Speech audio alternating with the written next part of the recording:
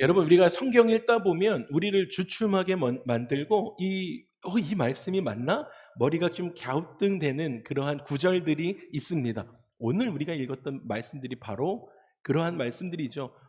뭐라고? 이렇게 말씀하신다고? 예수님이 이렇게 말씀하세요. 내가 세상에 화평을 주러 온 줄로 생각하지 말라라는 거예요. 그리고 화평이 아니고 검을 주러 왔다라고 말씀하십니다.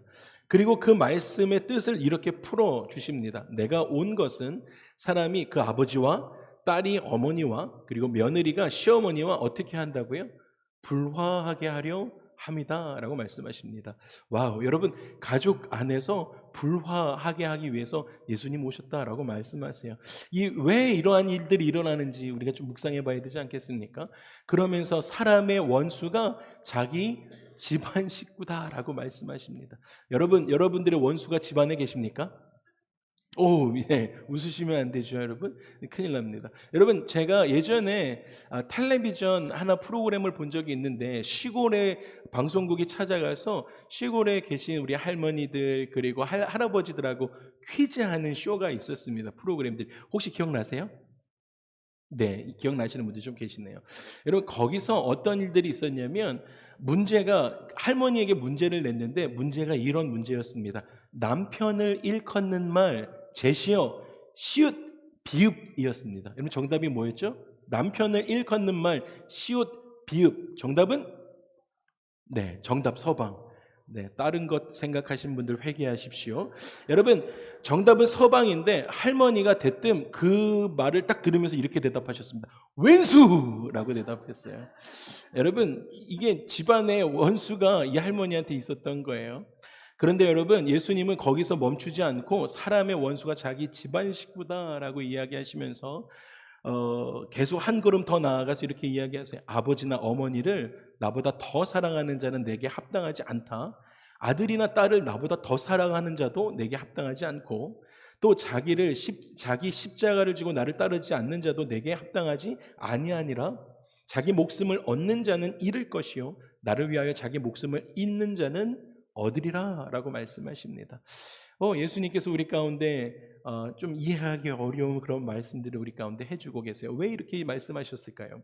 여러분, 우리가 성경을 읽을 때 꼭 지켜야 할 원칙들이 몇 가지 있는데 가장 중요한 원칙 한 가지가 있습니다. 이 원칙을 마음에 품고 여러분들 오늘 이 말씀 그리고 성경을 읽기 시작하면 이 말씀 속에 담겨져 있는 하나님의 은혜를 발견할 수 있어요. 그것은 성경의 저자가 그 원칙은 성경의 저자가 하나님이시다라는 원칙입니다. 할렐루야.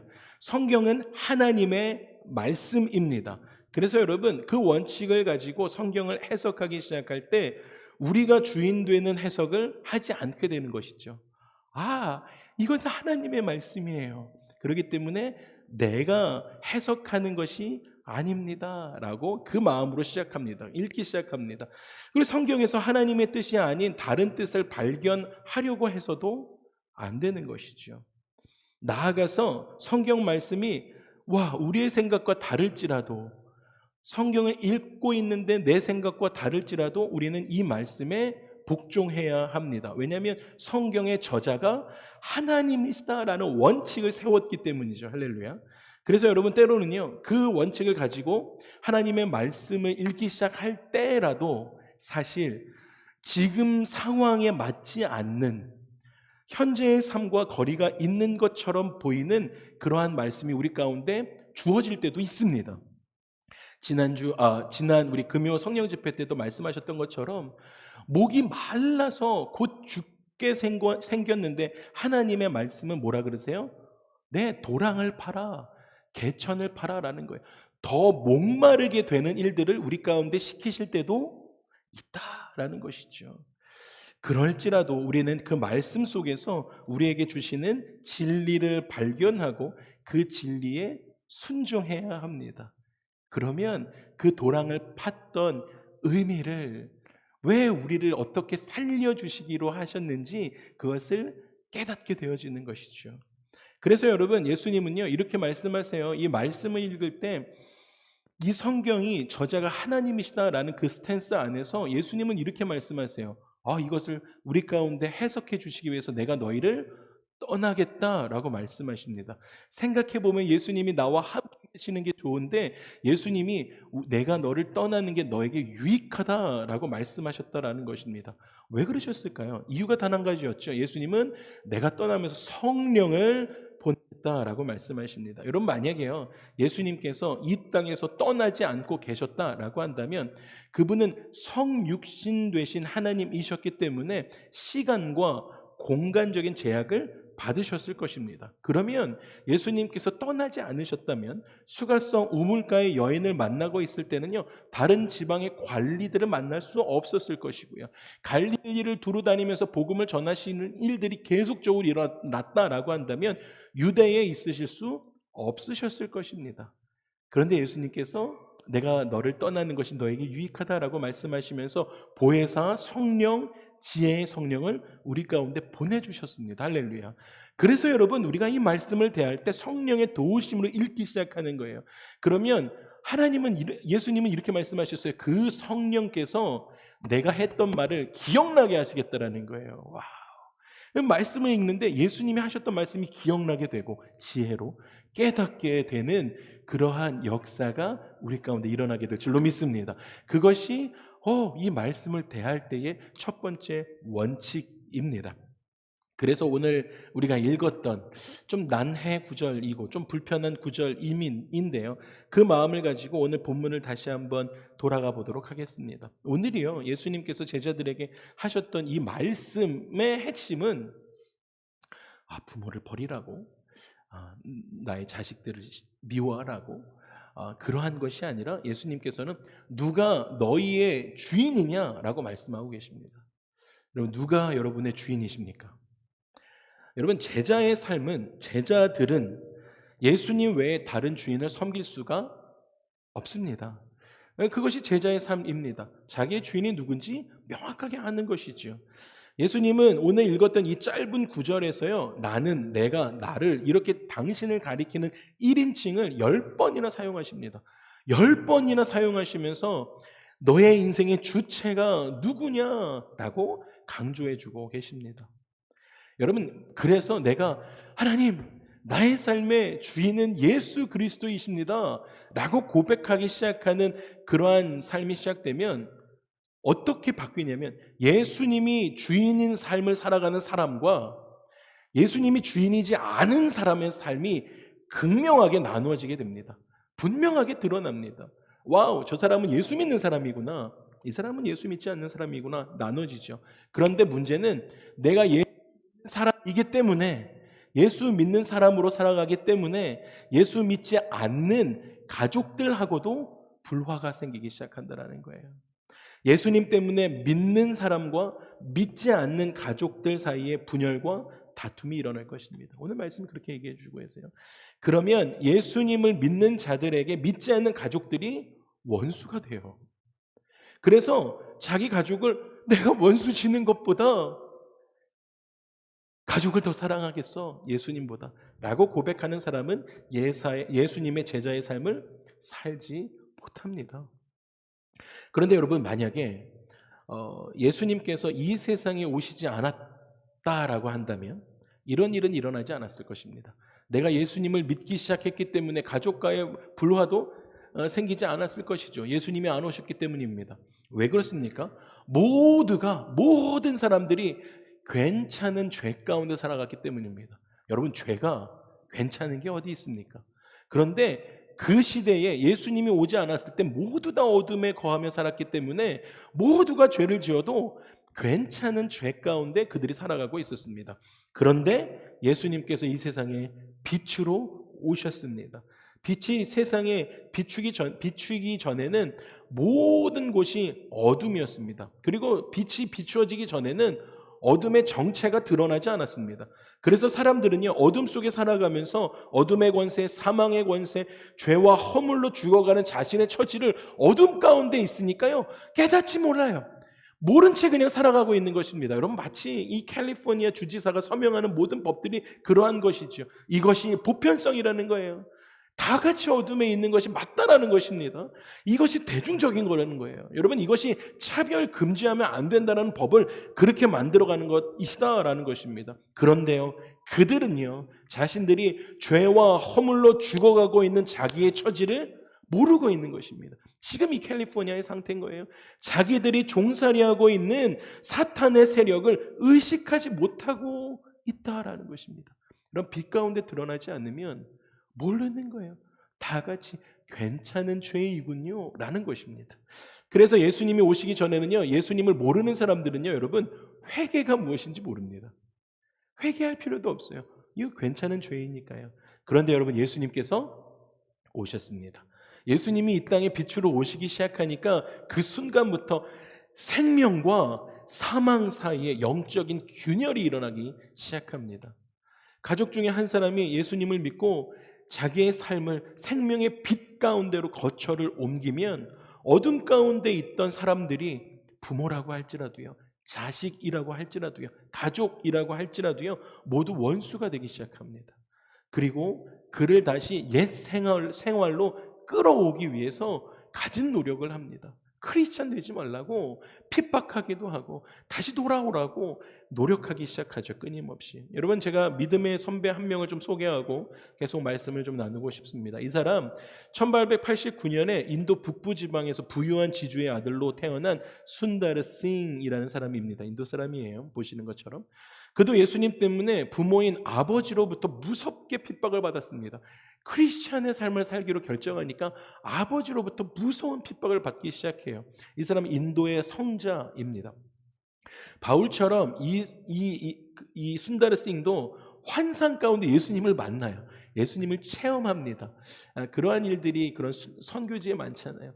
인도에서 이 사람이 그렇게 예수 그리스도를 환상 가운데 만나고 기독교인이 됩니다. 크리스찬이 됩니다. 그런데 예수님을 만난 그 순간 아버지가 너 기독교인으로 살아가면 안 된다라고 이야기합니다. 그리고 돌아오라라고 이야기합니다. 그런데 그 말을 이순다르 싱은 거역하죠.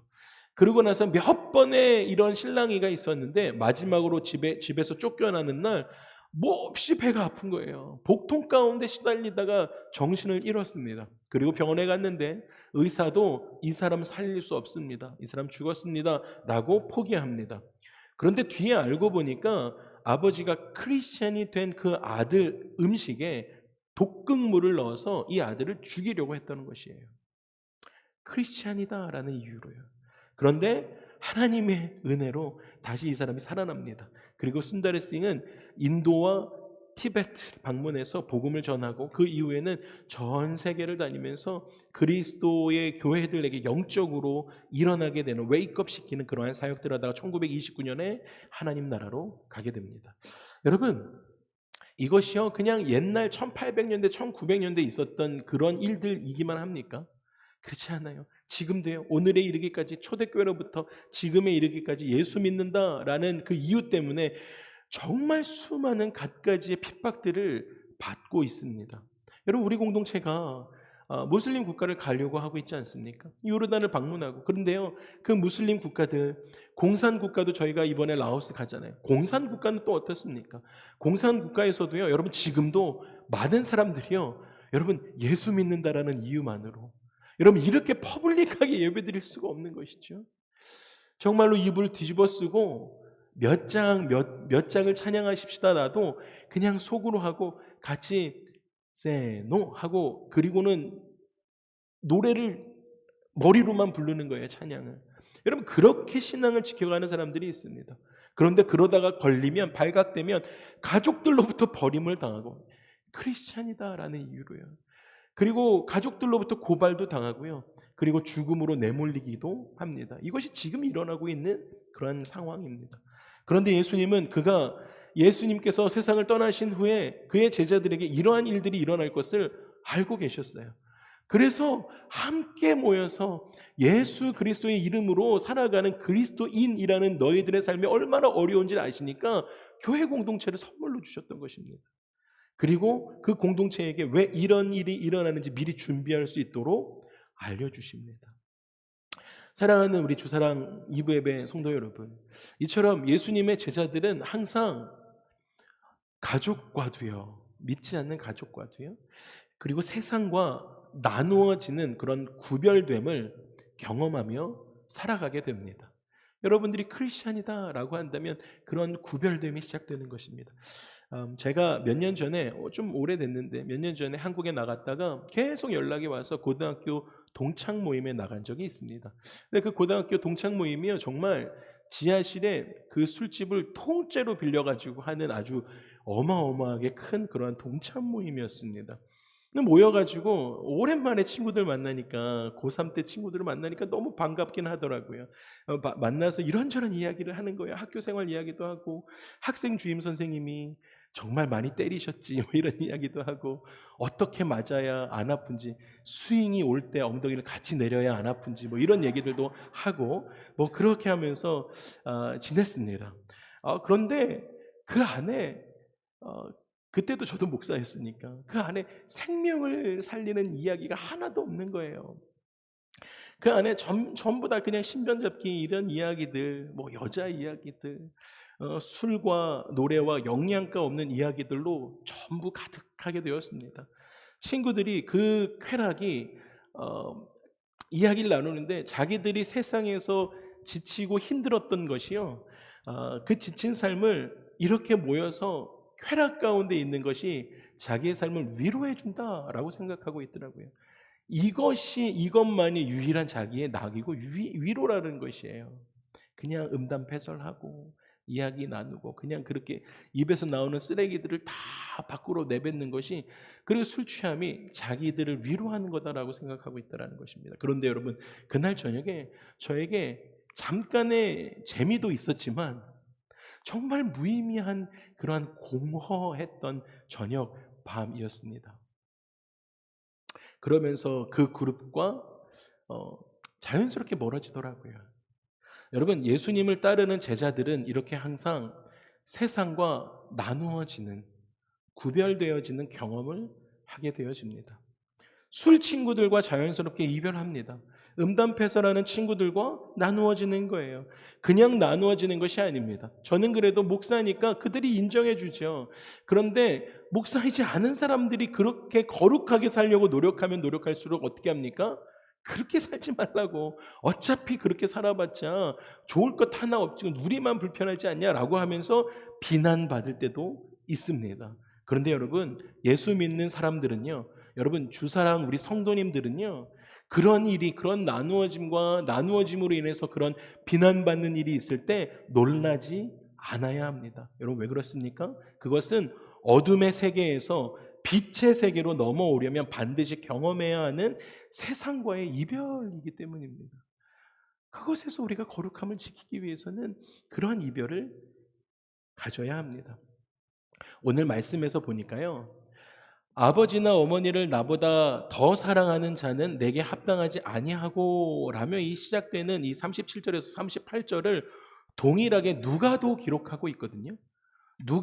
의사 누가가 조금 더 명확하게 쓰고 있는데 뭐라고 이야기하냐면 사랑이라는 말 대신에 미움이라는 단어로 같은 이야기를 쓰고 있습니다. 와우, 여러분 사랑과 미움이 다른 단어인데 같은 말을 쓰고 있다는 거예요.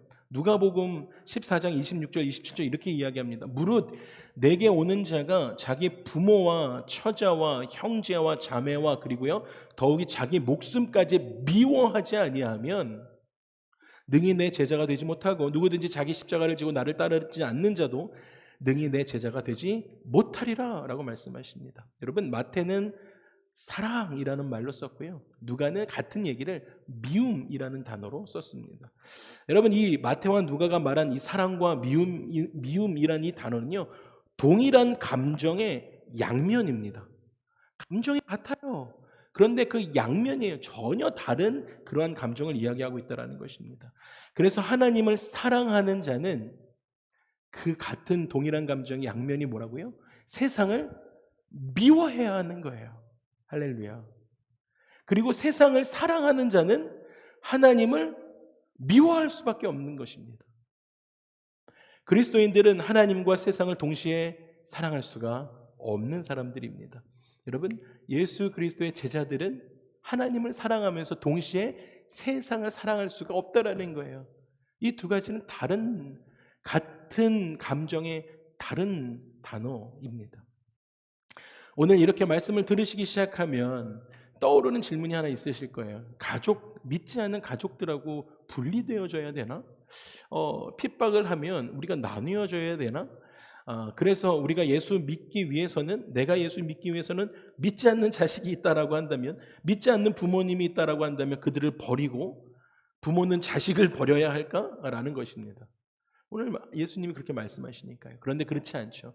여러분, 하나님의 말씀은, 하나님이 저자로 되어 이 성경의 말씀은 모세를 통해서 십계명을 주실 때 다섯 번째가 뭐라고요? 내 부모를 공경하라라고 말씀해 주고 계십니다. 예수님도 동일하게 말씀하세요. 어떻게 해야 영생을 얻을 수 있습니까? 라고 묻는 젊은 관원에게 이렇게 내 부모를 공경해라. 예수님도 그렇게 말씀하세요.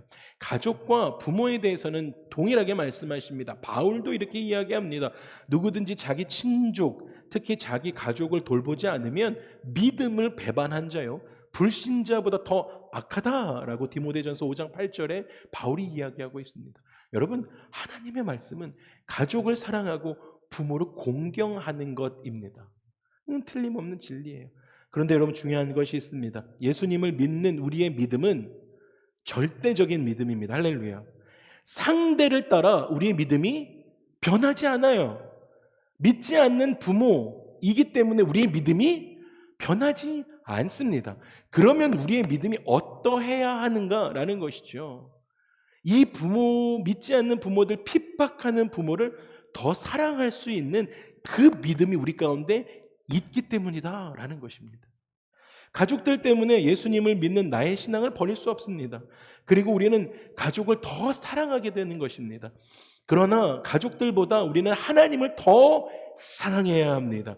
그리고 그 하나님의 그 큰 사랑, 광대하신 사랑 속에 우리가 있기 때문에 그 사랑으로 우리를 핍박하거나 믿지 않는 가족들과 원수지간이 되는 그런 어떤 어려움 속에서도 그들을 사랑할 수 있게 되어진다라는 것입니다.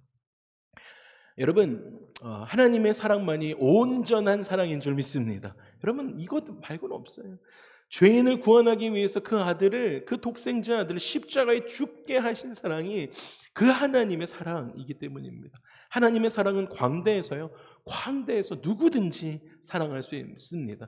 그래서 하나님을 사랑하는 사람만이, 그래서 그 하나님의 그 광대하신 사랑을 경험하고 나도 하나님 사랑합니다라고 고백하는 그 사랑 안에 거하는 사람만이 여러분, 가족들과 이웃을 진심으로 사랑할 수 있습니다.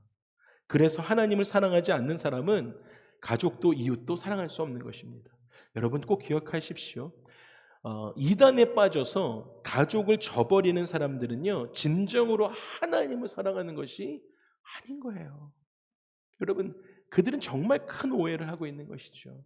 정말 그 광대하신 하나님의 사랑 안에 거한다라고 한다면요, 진심으로 가족을 위로하고 위하고 사랑할 수밖에 없는 것이 우리 하나님의 사랑이다라는 것입니다.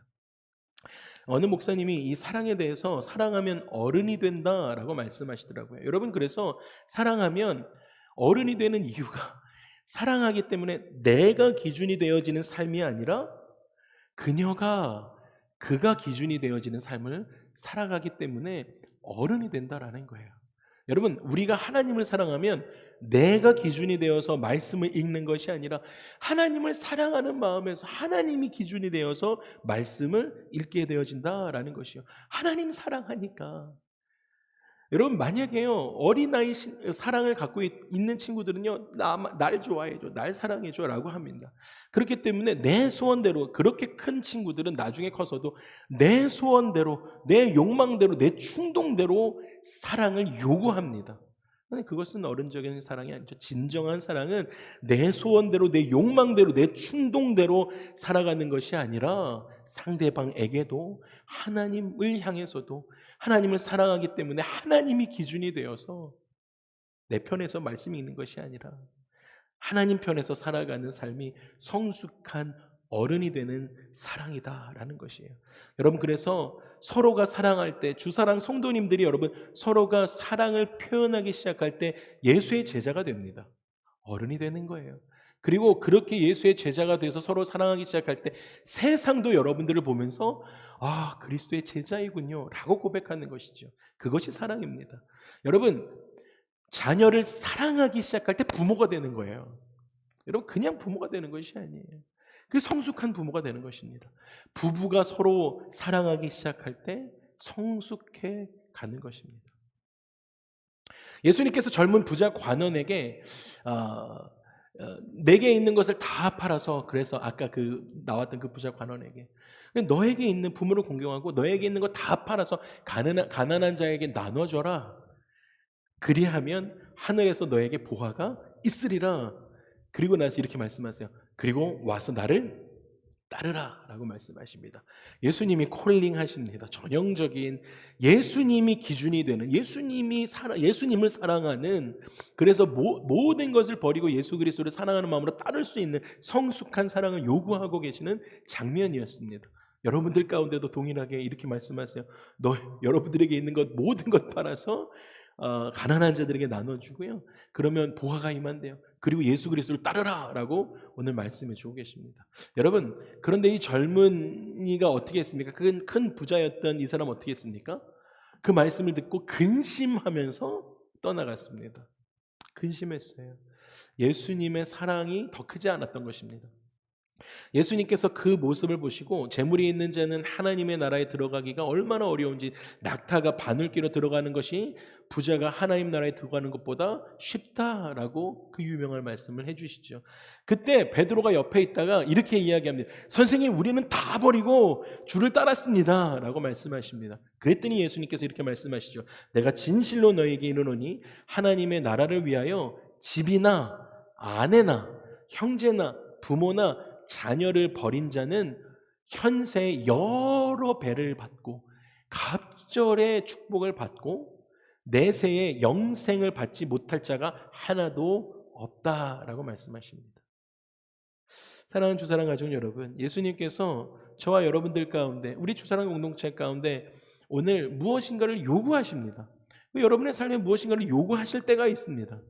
그것은 여러분 오늘 말씀하셨던 것처럼 우리 가족, 딸, 어머니, 아버지 어떠한 것을 빼앗아가기 위함이 아닌 것이에요. 그럼 오늘 예수님께서 저와 여러분들 가운데 오늘 주시는 이 말씀은 어떠한 관계를 깨지기 위해서 말씀하시는 것이 아니다라는 거예요. 오히려 갑절로 돌려주시기 위함, 축복을 돌려주시기 위함입니다. 성경의 말씀처럼 예수님을 믿는 일 때문에 가족이나 친척이나 친구들로부터 버림을 받은 사람은 나중에 오늘 말씀에 그 모든 가족들과 친척들과 친구들을 돌려받게 된다라고 말씀해 주고 계십니다. 말씀을 마무리하겠습니다. 여러분, 오늘 말씀 서두에 나왔던 이 순다르 싱, 이 집을 떠난 지 15년 만에 집에 돌아가요. 그리고 아버지를 다시 만납니다. 근데 아버지를 만났는데 아버지가 변해 있는 거예요. 그리고 울면서 아버지가 그 아들 앞에 무릎을 꿇고 울면서 그 아들을 부둥켜 안고 회개하면서 예수님을 구주로 영접하게 됩니다. 그리고 아버지뿐만 아니라 온 가족들이 다 예수님께로 돌아왔습니다. 여러분, 만약에요, 이 순다라 싱이요, 모두 다 그 인도의 모든 사람들이 다 힌두교를 믿고 모든 사람들이 다 우상 숭배하며 모든 사람들이 다 어떻게 해요? 괜찮은 죄에 빠져 있었거든요. 만약에 이 순다라 싱도 나도 이 괜찮은 죄에 빠져서 살아가는 게 더 낫다, 내가 부모하고 불화를 일으키는 것보다 이 핍박을 이겨내지 못해서 내가 신앙을 내가 포기하겠다라고 했다라고 한다면요, 여러분, 그 가정에 이러한 구원의 축복은 없었을 것입니다. 여러분, 우리는요 이제 이 믿음을 지키며 살아가야 됩니다. 지금 이 시대에는 예수 믿는 사람들을 향해서 역차별합니다. 그리고 유혹하기 시작합니다. 그런데 여러분, 지금 이 시기는요 유혹이 되어지고 적당해 라고 하는 그런 유혹이 되어지고 역차별이 일어나네 라고 하는 것으로 그치지만 조금 더 가면 여러분 이제 핍박이 시작될 것입니다. 그리고 그들의 전략은 이것인 것이죠. 예수님을 믿을 수 있는 자유를 주겠습니다. 여러분, 이 미국이 이것 막지 않아요. 그런데 어떻게 이야기합니까? 여전히 저와 여러분들을 예수 믿으세요, 그렇게 하면서 여전히 저와 여러분들을 세상에 묶어 놓으려고 하는 거예요. 세상과 구별되거나 나누어지지 않게 하려고 하는 것이죠. 세상 계속 이렇게 이야기합니다. 미국은 계속 이렇게 이야기해요. 예수를 믿으십시오. 그리고 세상도 사랑하십시오 라고 이야기해요. 세상의 지혜로 교묘한 타협을 여러분들 가운데 시도하는 거예요. 이 정도는 괜찮겠지라고 하면서.